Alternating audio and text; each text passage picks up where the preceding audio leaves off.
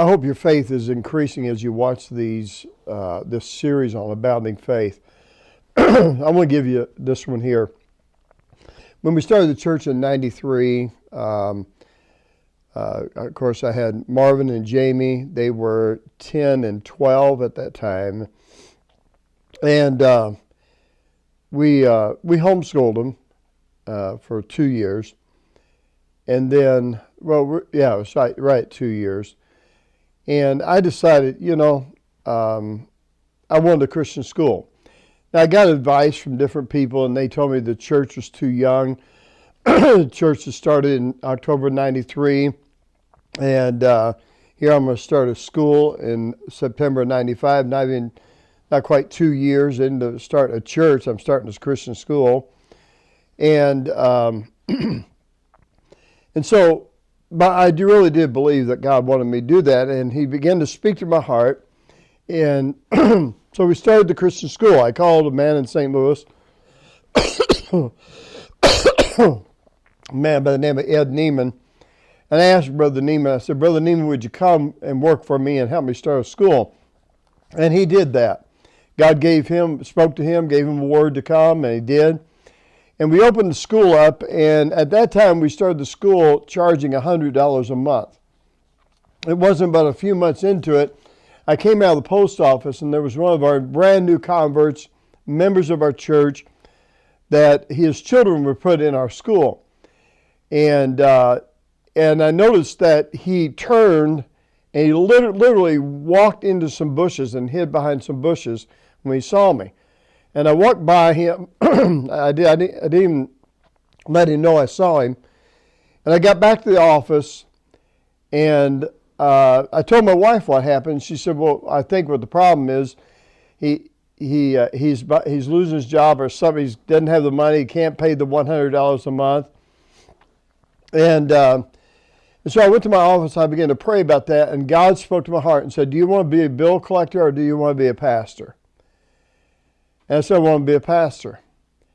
And then God said, "Well then, pastor, don't be a bill collector. Don't charge tuition."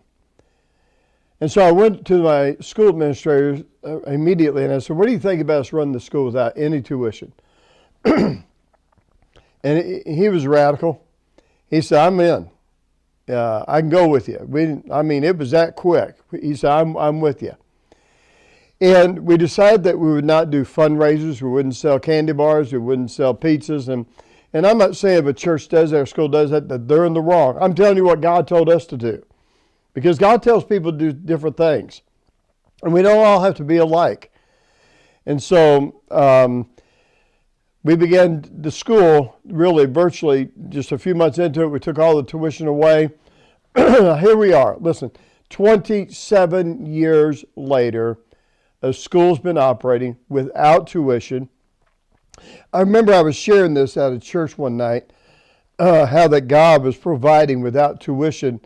And I said something, I said, and we're not selling candy bars.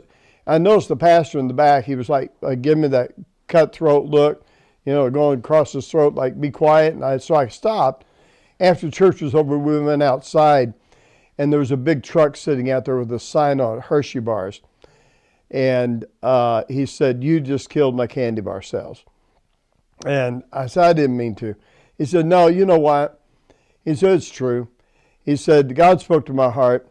And what I'm saying to you, again, I don't care if you sell candy bars or you do pizzas or you do garage sales or whatever you might do to raise money for your school. You and I, we don't have to do things the same, but God spoke to my heart and said, "Look, trust me. I will provide for your school." And again, hundreds of young men and women have been through my school and without tuition, and God's taken care of us.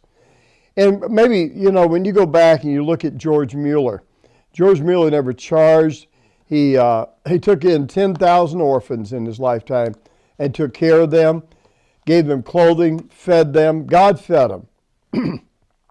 George Mueller said this, that the primary purpose for starting and opening the orphans' homes was not to help the benevolent cause. That was not the primary cause. Now, that was secondary. The primary cause was to create a situation so big that it would take God to provide so he would get glory. And I really believe that's why God has to do this school this way, is to create a situation where it takes God to move. The primary cause is to create something miraculous that God has to provide. Secondary was to educate children and let God get all the glory. I hope this will stretch your faith.